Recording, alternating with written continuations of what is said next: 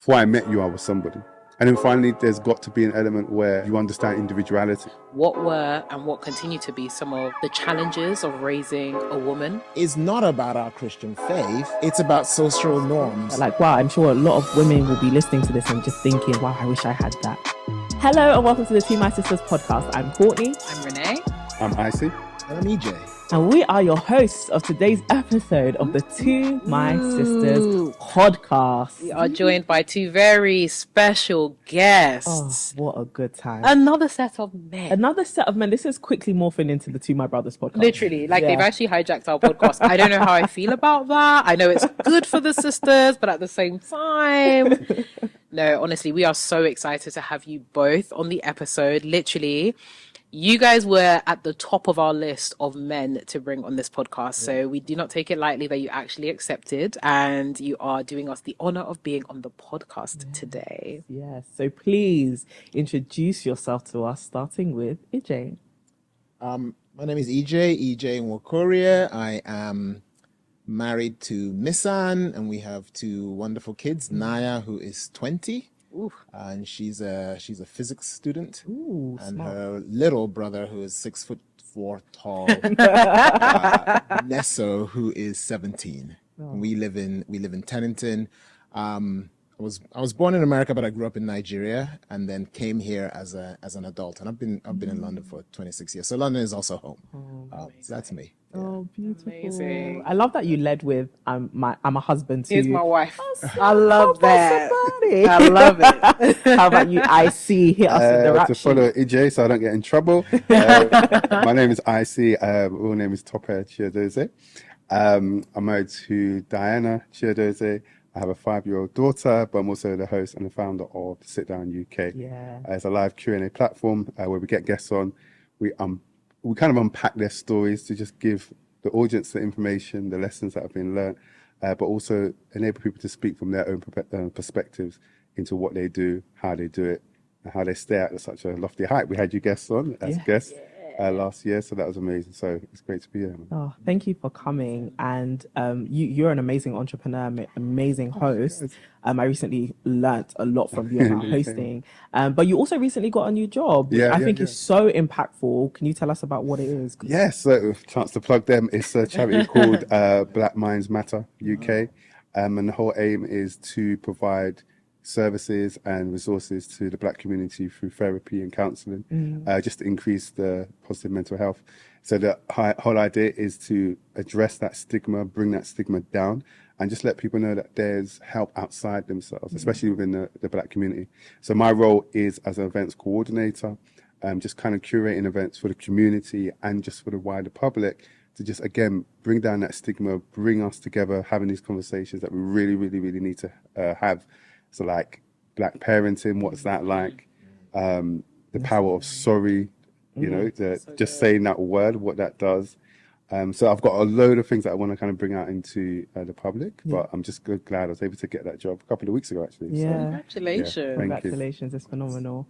Honestly, we are so appreciative that you guys are here. And like you mentioned, this is actually our second set of male guests. Men. So we're getting into the flow of these mixed gendered conversations. But the reason why we wanted to have you guys is you have a perspective that's very different, but also very necessary for the sisterhood to hear, which is as fathers of daughters, husbands who have been in marriage for decades. We were discussing this before, this couch together. You've been married for 35 years. Yeah, right? don't me getting it wrong. Yeah. Right. 35 Put some respect years. on that EJ, number. you've been married for 24 years and you've been married, IC, for 11 years. Yes, yeah.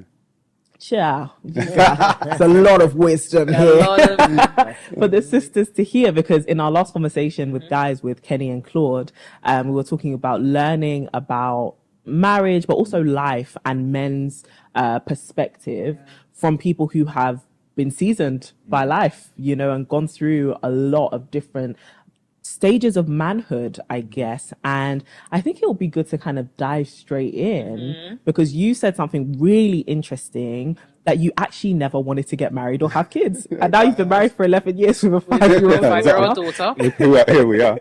Yeah. Why did you not want to get married?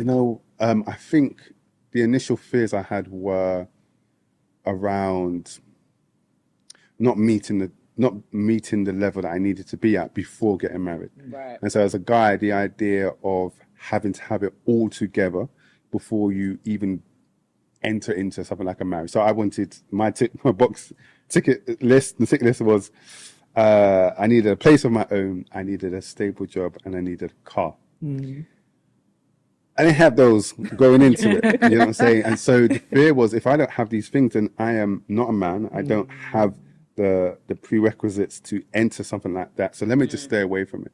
But on another level, it was, I had been single for so long, I only had to care about one person, which was me. Now I have to care about somebody else in my space.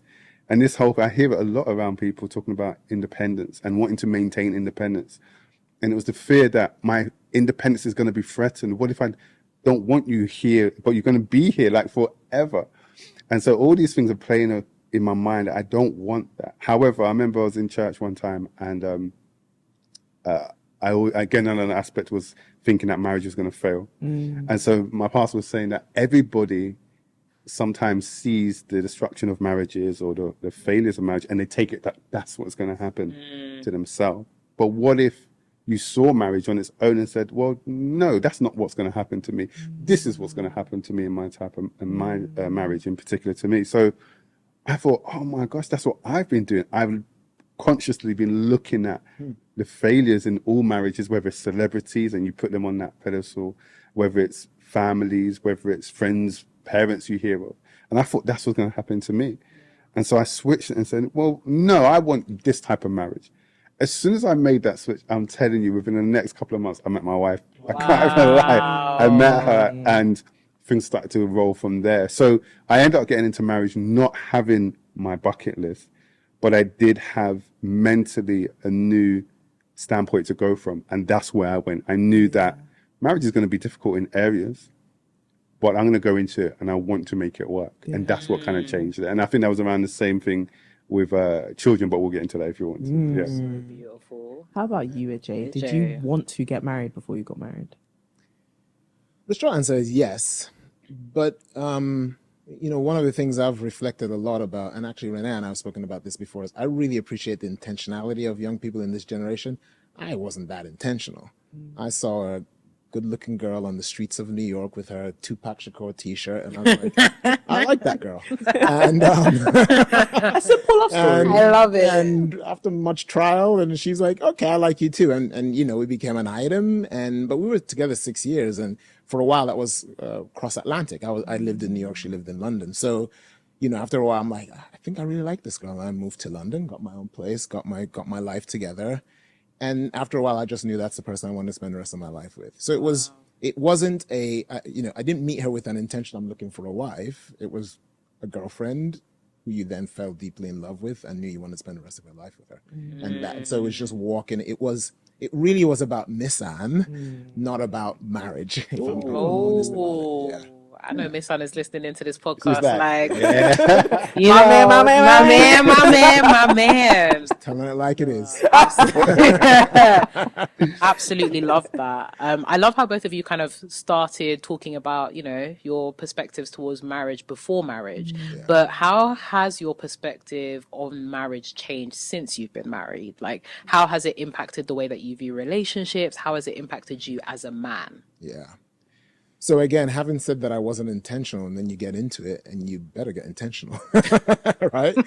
And it's just an evolving partnership more than anything else. It's somebody who you're running this race with, and things come at you.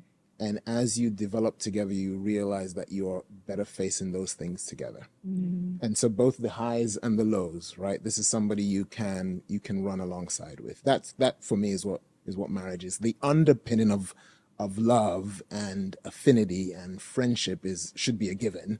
But beyond that, what are you all setting up to do? And it is partnership in all aspects of life. And our philosophy, I know that not everybody believes in this, but like, we got to be one. So that means we're one with our money. We're one with our plans. We're not going on that holiday unless we both really agree we want to go on that holiday.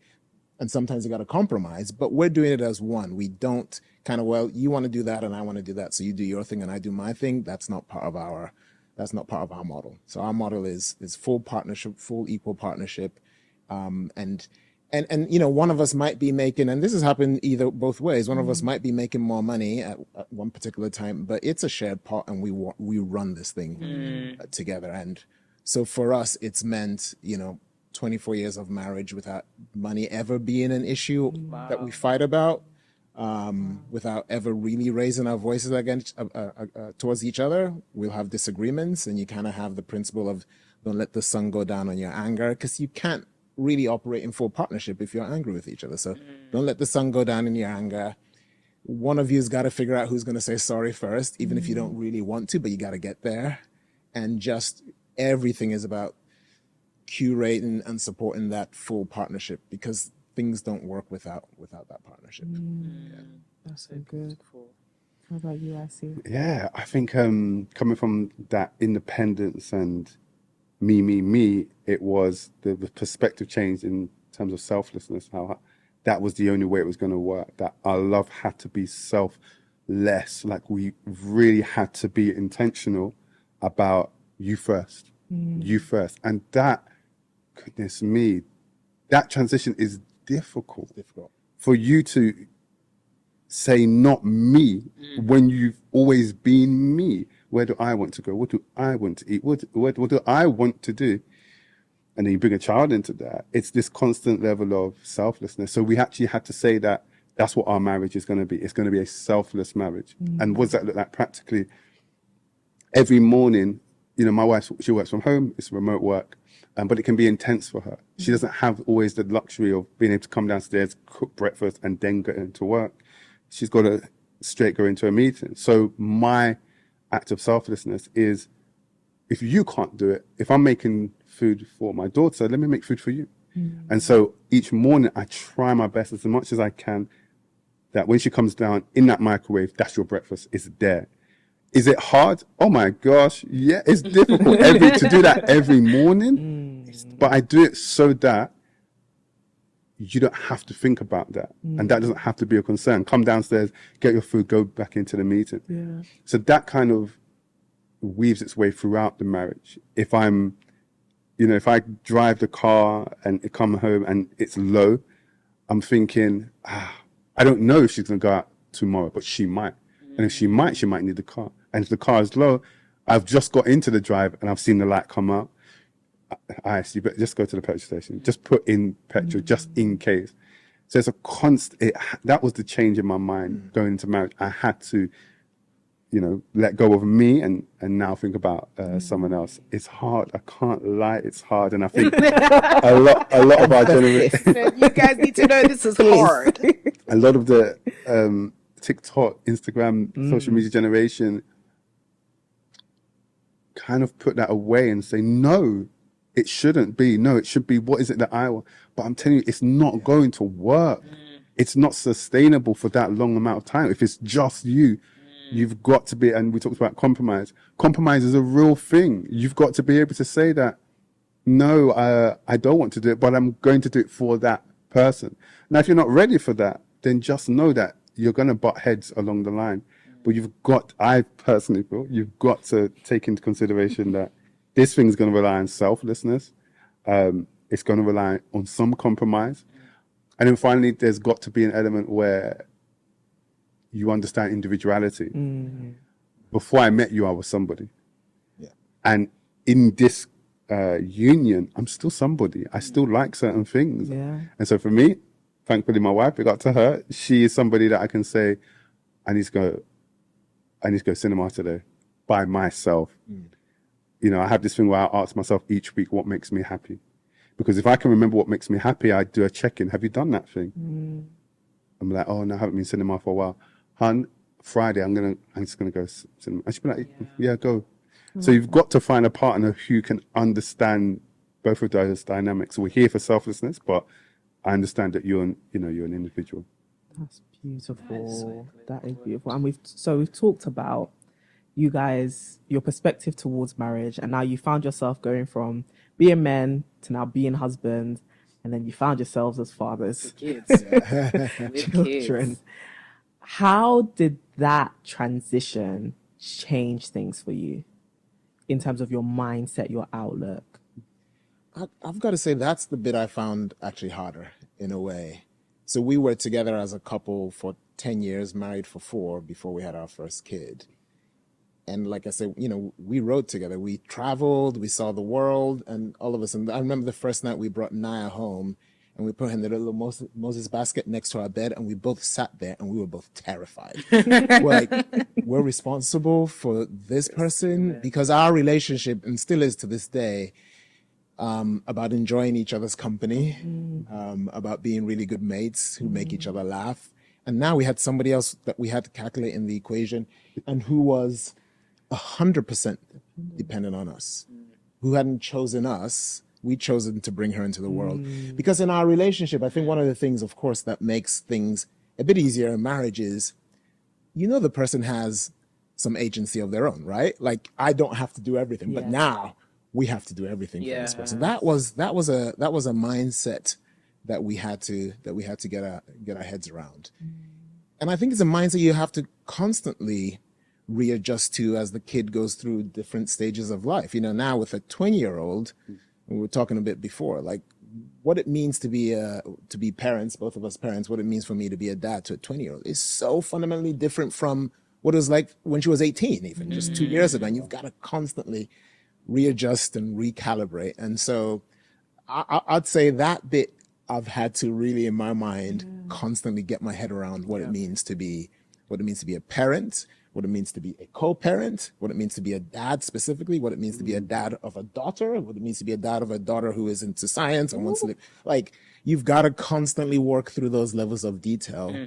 And back to the previous conversation, my goodness, is that so much easier if you have somebody you can bounce ideas off of. Like, trying to do that on your own is tough. And that's why I always am so proud of single parents who battle through it, because I don't know how I would have done it without my partner. I just don't. And so I'm blown away by people who pull this off and struggle through it and make it work. Wow. Yeah. How about you, IC, considering that you didn't want to have Didn't a want to child? have a kid, and yet here you are with a 5-year-old. A beautiful girl, by the way. Gorgeous little girl. You know what? I think, again, who you choose is just so important. Like, and you talked about friendship. In friendship, you learn so much. And if you can have that as a base, it's hard. But if you can find someone you have that as a base that we build upon, then you can always revert to that. And so in friendship, we were talking about, I remember when we talked about children, but how many children you want? All right, 3. Oh, 3? Oh, cool, I want 2. When marriage came, Child. we went abroad sometimes and we had that time. Let's watch Scandal. Let's just chill. And you build that. And along that, you have those conversations. Oh, yeah. So, I had people asking how many children we're going to have on our wedding dance floor. Wow. That's how much. The dance floor. Yeah, back off. So when are you having children? I don't know. And so we'd have those conversations. And my wife would explain sometimes, she doesn't feel that she has, we'd said 3 in dating. She goes, I don't really have a maternal instinct. I said, you know what, me, I'm you know where I'm coming from. So we're like, oh, okay, cool. That is a part you need to work through. And so we were having to understand, even get over the hurdle of, is that okay to think that? Yeah. And so we would discuss it back and forth. And we'd say, let's do this check-in. We'll check in every so often. Where are you at with it? If somebody feels that they do want to have it, let's park it, weigh it up, and investigate that. We'll come back. No, come back. No, we're good. And then she raised it once. Like, you know what? I think it would be good. And so I had to internally go inside myself and say, brother, what's up? What are you saying? And I thought, you know what? I've had all those fears in marriage and I'm here now. I've had those fears about having a child and not doing so well. Let's go. And so we entered it. And so what I had to learn I've learned in this process, my gosh, when I had her, we brought her home. 2 things are true. Marriage will show you more about yourself. A child will show you more about yourself than anything. Because when she wanted to have chips from my McDonald's, from my McDonald's chips, I realized I still had a lot of selfishness. Yeah. why can't you? Why do you want to share? I was like, but I bought it just for myself. And so it showed me that constantly, what my mind is showing is that there's so much internal work to do as an individual, as a married, as a partner, and then even as a parent. And so therapy for me was chef's kiss, because I went to therapy and I would talk to the therapist about things I didn't know were affecting my style of parenting. Again, things that you've just heard in the past, things that you just thought are the foundation, you know, but they're not. They can be changed. They can be adapted. And just as EJ was saying, you've got to remain agile. I say the best parent is the agile parent who sees that, oh, I was like that yesterday, I can tweak that. Whereas I think sometimes our parents felt like, yeah, but this is the way that it's done. And so you only got one style that will run through your whole childhood. But the best parent is the most agile parent who is doing the work on themselves, sitting in therapy, unpacking that childhood, unpacking their current parenthood and making adjustments. One thing I noticed, an example was, there's one time my daughter was on the stairs and it was bedtime, and I'm telling you, as a parent, that window after bedtime is crucial for your own mental stability. Health. Yes, 100%. because you need that time to switch off. Yeah. And she just wouldn't go. And I remember, oh Lord have mercy, I said, just go to bed. But the level of the volume, the anger, it was unprecedented for the situation. She ran upstairs. She went, and then I think she had mentioned to my wife that, you know, it made her scared.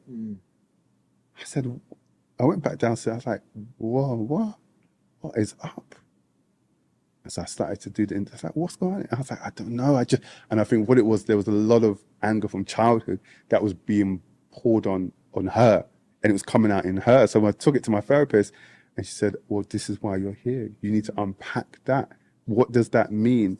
And it will make you adjust your responses once you understand where it's from. And so the work I was doing, the next time I spoke to her, I just spoke to her.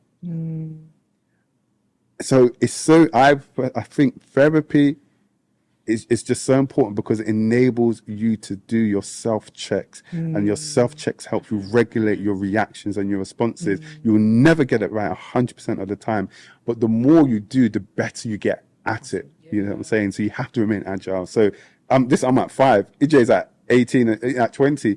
I know the amount of work I'm still going to have to do, but at least you're doing the work. You know, so you should do the work. And I just think thank you so much for sharing that, because there's a mindset thing. If you ask me to go back 15, 18 years and say what shift in my mindset would have made things even better, it's to acknowledge that work and to be excited about that work. That's right? so good. That relationship you're having with your kids, the point you made that marriage will help you discover yourself and parenting will help you discover yourself, is like a really optimistic view, right? I'm going to be better next year. I'm going to learn more about myself because I'm in these relationships with my wife and with my kids.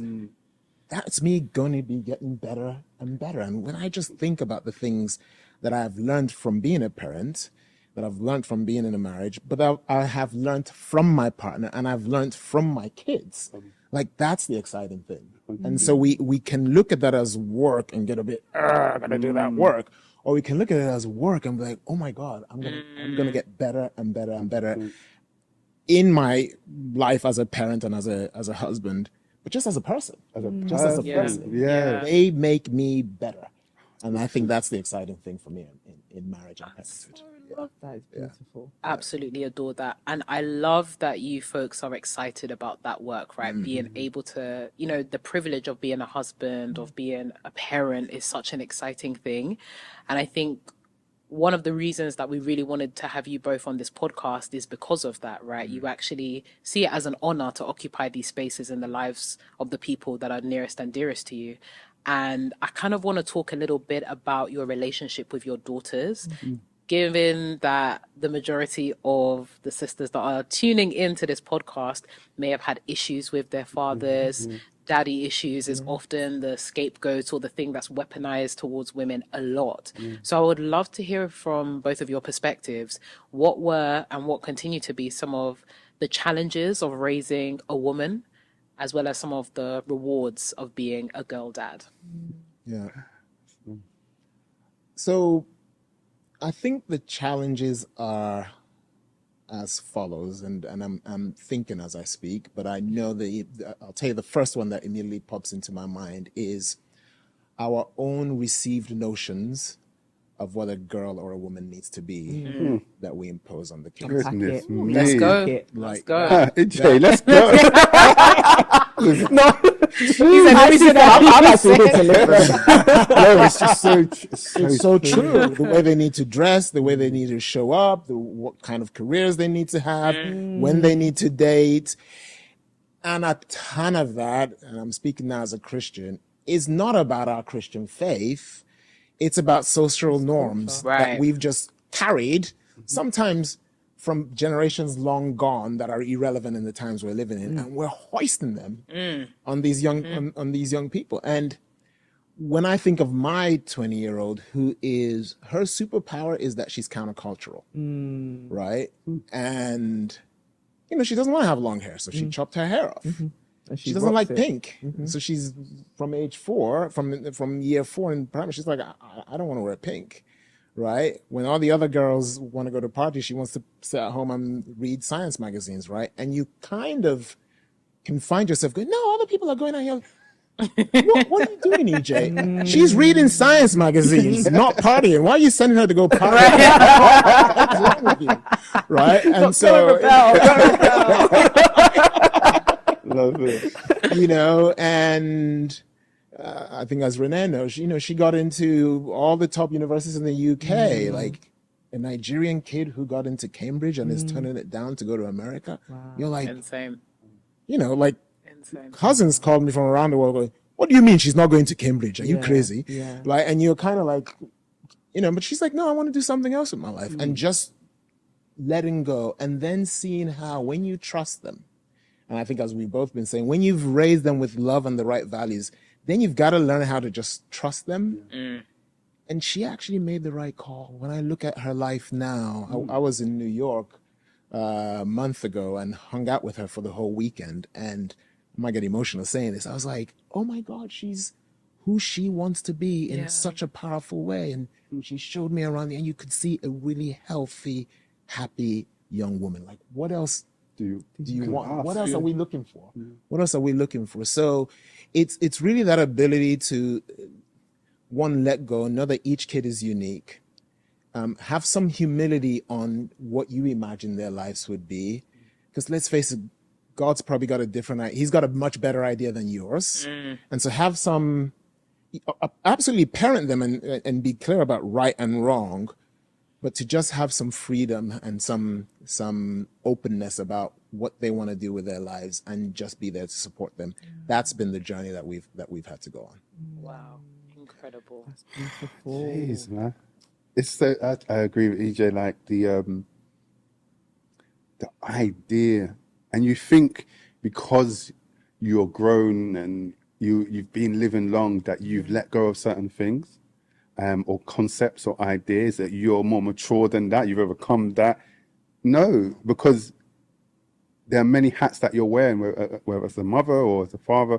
There's many hats that you're wearing, and when you put on the hat of a father, it's almost like a different cloth comes upon you, and you're like, oh. So an example is, if my daughter goes to stay with my friend for a couple of days, or my sister, I realize that I'm calmer, relaxed. As soon as she comes in, my hat gets put on. Don't put that there. Take that to the kitchen. Yeah, we have to clear up after. We have to brush our teeth and then have your bath before you put on the tablet. It becomes this Structure? yeah, structure, this controller. And so my challenge has been to just be me instead of this hat. Yes. Okay, not this controller hat, me, because that label, as we've seen and as you mentioned in the sisterhood, sometimes that label doesn't mean nothing anyway. I'm your father, but you're not being a father. Right. So let's throw the hat from the beginning And let's look at this as, just like you were saying, as an individual. And so the challenge has constantly been, are you parenting because this is how you want her to be, or are you parenting the child that's in front of you, that's sitting there? So again, the example I gave was, we were talking about it before, but what she wanted to wear today. She's at a stage now where she picks what she wants to wear.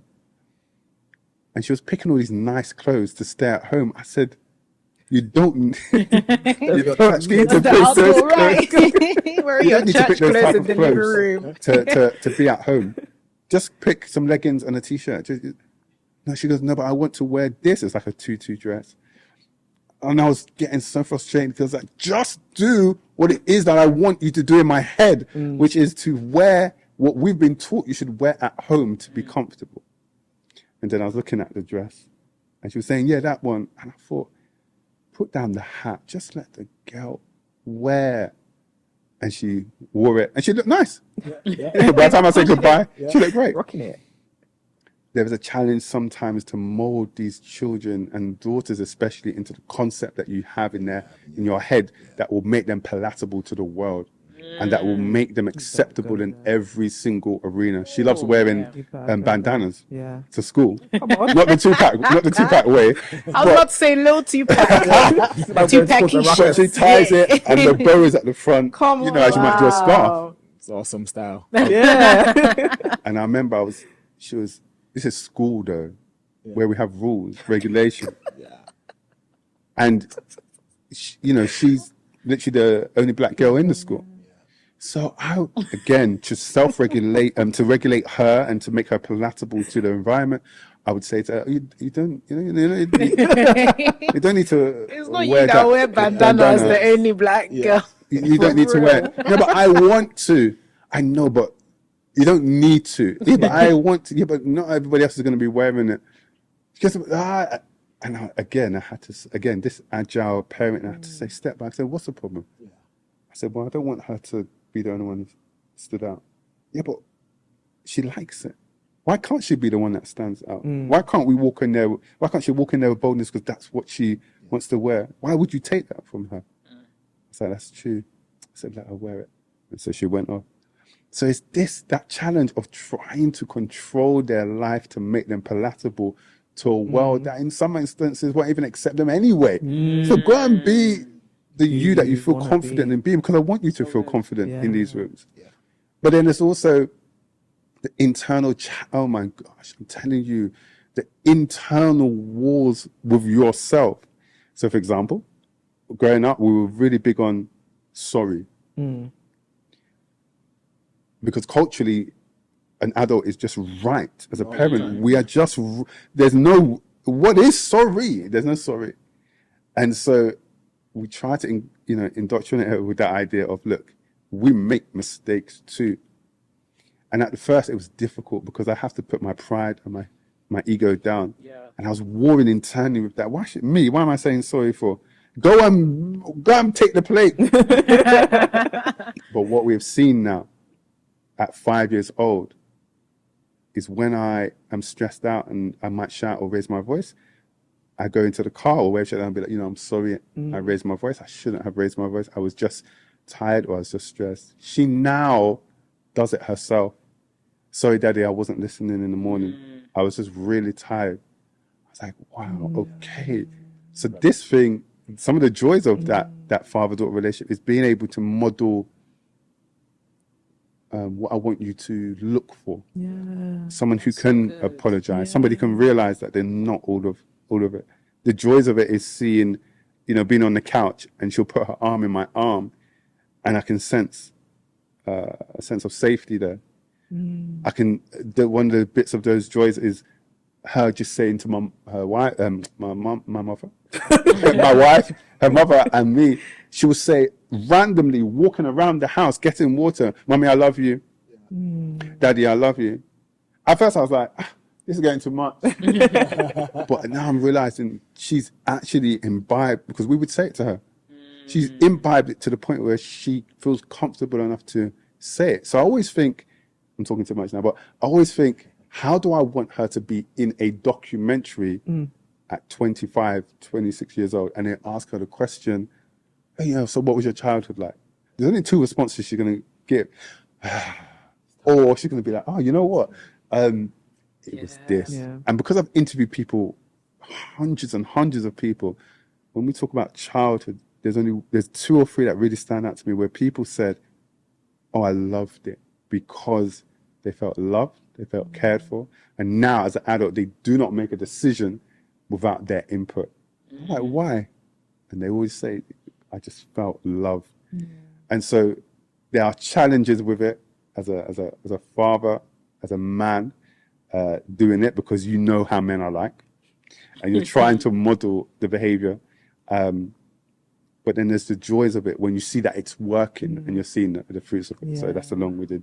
That is amazing. And It's really all a function of unpressured time together. I think too much of our parenting can be about the pressure. Right? Yeah. Get your homework done. What are you wearing? Have you cleaned up? And if I've had any success as a dad of a daughter, it's that we've managed over the years to find a ton of unpressured time together. One of the things that I would be overclaiming if I said I'd thought it through, but I did, and I'm so joyful I did, is throughout her 5 years of secondary school before, and then the pandemic was her last year of secondary school, we rode the train in every morning together. And to go by her stop, I had to take a longer train in, right? And I actually, because of her timing, I had to go in a bit late. So I was going into work 30 minutes later than I typically would go. And like during the school term, I would be like, great, I can get in 30 minutes. But we sat on the train for 25 minutes every morning, sometimes just watching a Netflix documentary, sometimes just chatting. So much so that people would know us on the train. I remember a lady would come on and go, your relationship with your daughter is just amazing. I was just like, we're just catching the train to work, but we're just chatting. And so to have established a relationship where you can just hang is so important. But the second thing I'd say about that is that's the one bit that is a constant. And so it's one we don't need to feel guilty about if we haven't done it in the past, because we can do it in the future.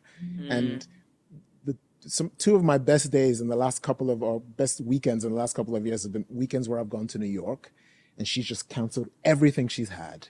And we meet up at 8 o'clock in the morning and we hang out until 11 p.m. And then Sunday morning we go to church in Brooklyn and we hang out from immediately after church, we go to brunch together. And then at midnight, I'm having to kick her out of my hotel room to go back to her dorm. So just investing in unpressured time together is just so important.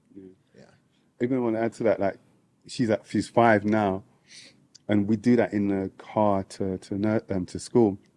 And she now, I wrote it. I remember I wrote it in my iPhone notes before she was born. I wrote something like, "These are the things I want you to try and do personally." And one of the things was like know her, like really try and know her. And so on the ride to I school, wish I was intentional about these things. it's because I never wanted it. So That's just awesome. in nursery times, I do this thing. I'd ask her, so what's your favorite? What's your favorite color? What's your favorite food? What's your favorite drink? That was in nursery, just playing. Now, she's in reception. She's the one that brings it up. And so she'll be like, oh, Daddy, let's play what's your favorite? And so she'll ask me and I've got to tell her. I'll ask her, she's got to tell her. And what it does, it just does this thing where it's like, one, you're keeping a breadth of just changes. Yeah. But knowing it's intentionally to know the individual. What is it that you like? Not what I need to like for you. What do you like? What is it that you like? Because then I can be a bit more guided in the decisions that we make. I know you don't like that. So why am I pushing you intentionally into that?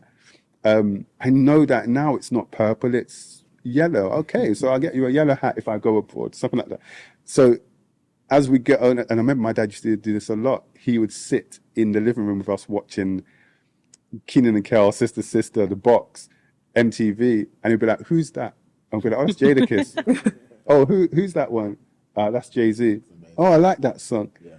You're intertwined with your child's life. as opposed to hovering it overing it with, your ruler or your pressure. Yeah. So yeah, just that knowing, and there's just different ways that people can just use to do it.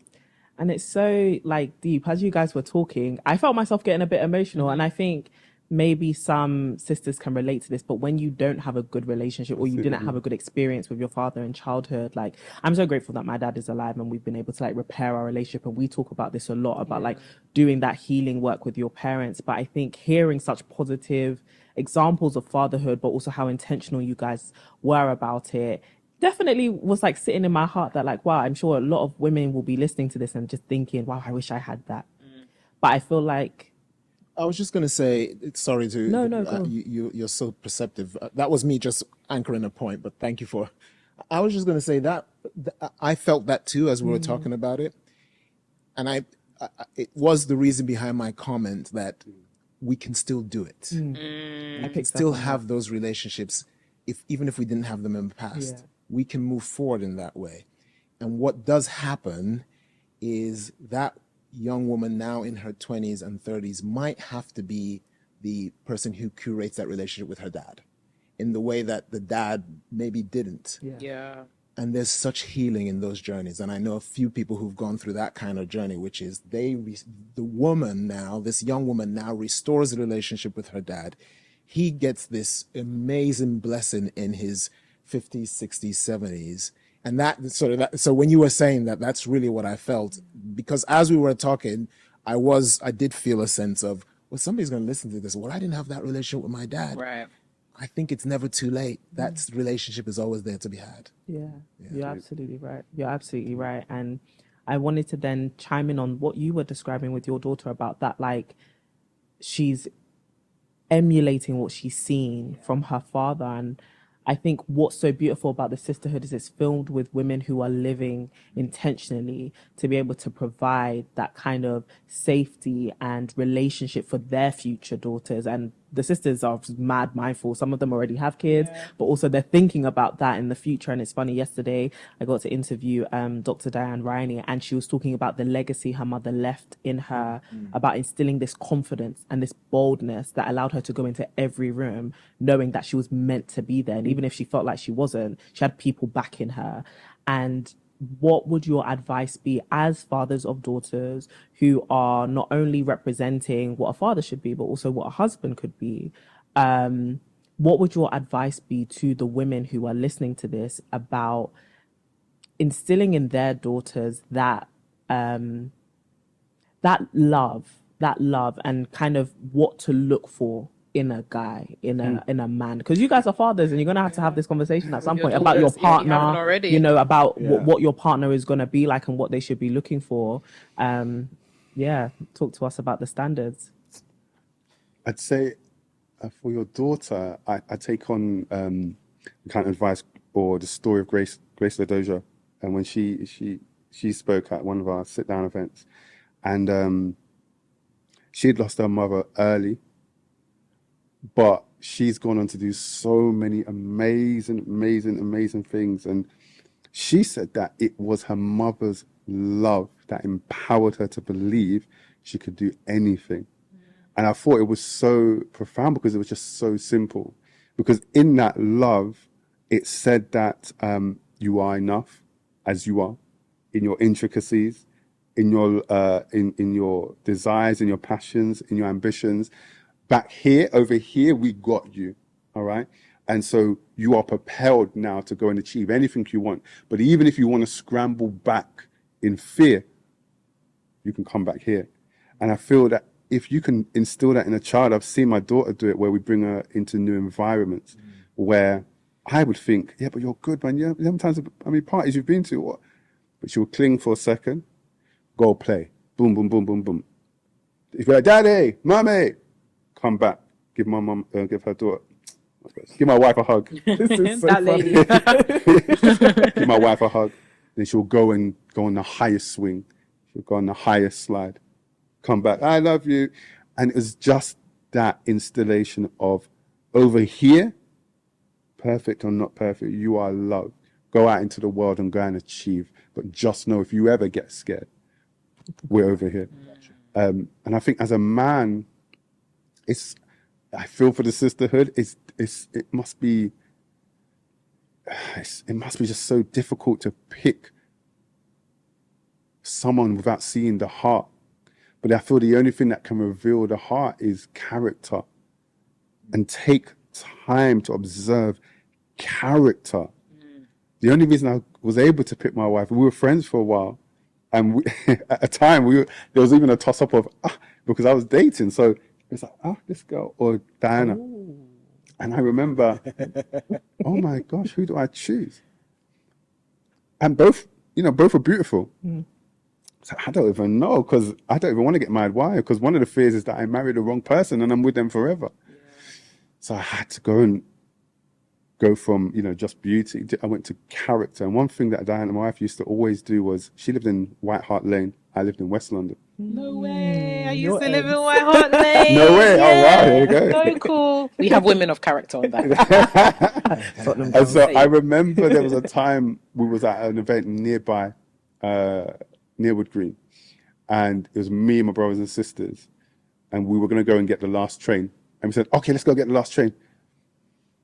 We missed the last train. It was like, man, okay. Both took the night bus. So I said, all right, cool, Diana, I'll see you. We're going to go take the night bus. She goes, no, I'll drop you guys. I said, Diana, we're in Wood Green. It's cool. It's not going to work. It's far. It's at least hour and a half, hour and 45 for you to go and come back, isn't it? She goes, no, I'll drop you guys. And she dropped us. And I was thinking, And I remember a few days after, I said, again, thank you for dropping us. But why did you? And she said, you know what? And again, we were not dating. She goes, you know what? You're my friend. So first and foremost, I want to make sure you're okay. But your brothers and sisters, they're mine as well. So I want to make sure that you lot are okay. It doesn't matter. I know it's far, but it's cool. For me, that said character. And that character, it's been 11 years, and that character has not changed. It does not change. Wow. I see it, the way she treats other people. I see it with my daughter. Things I will not give my daughter, that's my chocolate. My wife will give it. She goes, oh, here you go. I'll sometimes say, you don't have to give it to her now. She'll be like, it's fine. So what should they look for? I really believe, take time to observe, not necessarily the words, not the physical appearance, character. How does this person treat people? How does this person interact through this world? That is something I would say it will not change. And so I would say look for someone with a good character, good heart, because everything else will change. Job can change. Body can change. You're in an accident, you lose a leg. All those things can change, but your character... Your body changes. All right. Your heart is forever. So I would say, you know what? Look for that. Character. How about you, Mr. J? I'm not sure. I think character is the thing. It is tough to judge, though, if you don't know who you are. Yeah. So maybe if you don't look for us, don't look for somebody to complete you. That's not what we're looking at here. Yeah, that's so good. Have a real sense of yourself and know that you are enough. And so this isn't about plugging gaps in your life. This isn't about somebody who's going to make you better than you are. This is about a running mate whose character you really respect. And yes, you can learn from it. Yes, you will grow with, but no, you're not looking for a hero. You're not looking for a knight in shining armor. That doesn't exist. That's only in fairy tales. You're looking for somebody who you're really going to respect and love, because they respect and love you, and that you have that relationship. And it's really difficult to do if you're coming at it from a position of inadequacy in yourself. So I think character is the thing to seek, but you can only seek it from a position of knowing, because you are, knowing that you're complete and that you are loved just the way you are. And yes, we will all grow and all get better, but you are complete, and you don't need this man to complete you. That's that for me is the critical thing. Powerful. This episode has been meaty, and please come back. I was literally about to say, I was like, how do we phrase this? How do we like cajole them to come back? Cajole them. What peace offerings do we have to give back? You didn't have to Because- drag us in, so you No know way. we'll be back. Oh, come on. One Yeah, the text, that's sisters it. So well. The sisters heard it here first. They'll be back. So now One we have to text. hold it That was there. it. Hold Hold it. you guys accountable, honestly. Thank you. Thank you so much. And one thing that we've been asking all our guests to do is to leave the sisters with something. It can be a affirmation, an instruction, a lesson, anything, and you have to start with "To my sisters." We had to.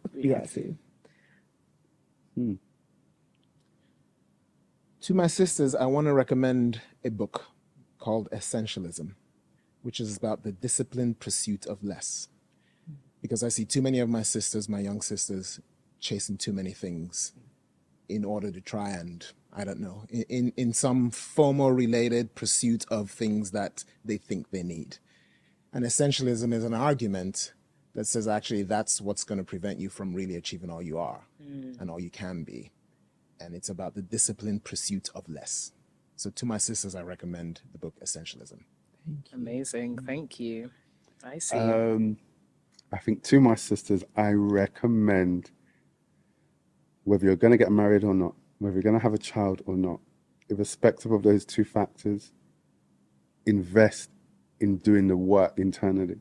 Whether it's through therapy, if that's your thing, whatever it might be, counseling, all the other resources that are out there, but do the work, because doing the work within, you will never go wrong. Whether you decide to get married or not, whether you decide to have children or not, you will provide an amazing wife to someone, you'll provide an amazing mother to someone, because the work you did internally, even though it may not fully be complete, it's much further than if you didn't do nothing. There's so much unpacking we have to do as individuals, and I think if you're doing that work on a consistent basis, not based on those milestones, you're just an amazing person anyway. So yeah, continue to do the work within.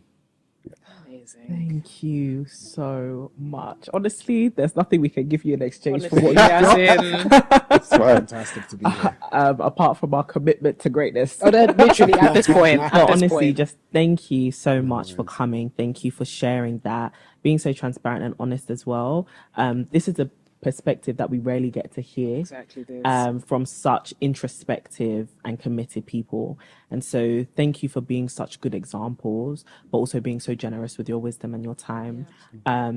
We like to leave our guests with prayers when they're leaving, and our genuine prayer for you is that you'll continue to leave a legacy, and that you'll continue to be a shining example within our generation and our generations, and that every single person who's listened to this and received something from you will go out and live a life full of intentionality, but also so that you guys can see that you have made the world a better place. And not to put fatherhood on you to this whole sisterhood, absolutely not. You're still, our brothers, you're still young men looking cute, whatever. But honestly, as you've come and you've kind of represented that fathering voice, I just pray that your own children will also flourish, like in whatever they do, wherever they are, because you guys you've done good work, good, bad, whatever, but it's been a journey, and I just pray that they truly are shining examples of the legacies you're leaving as well. And please come back. Please come back. You heard it here first, sisters. You will be hearing from EJ and IC again, so no pressure. Yeah. But unfortunately, we must come to a conclusion of this conversation. We have loved having you guys, and hopefully the sisterhood can follow your journeys too. I don't know if you guys would be willing to share kind of where folks can follow your work at all, or support any of the work that you're doing. We will share those links with the sisters. Sisters, you already know that you can follow everything To My Sisters at To My Sisterhood. Literally all the platforms: Instagram, Twitter, LinkedIn, TikTok. Threads. We're around. We're around. MySpace. I don't think we've conquered that space yet, actually. We might just have to hop Something on to real do. quick, just a little Something to do. landing page on MySpace. For real. And of course, make sure you sign up to the mailing list where we share weekly love letters straight to your inbox. we will be back with another episode. Absolutely. Whether it's just us, a guest, you'll manage with Whatever what you get. As always, sisters, keep glowing and growing.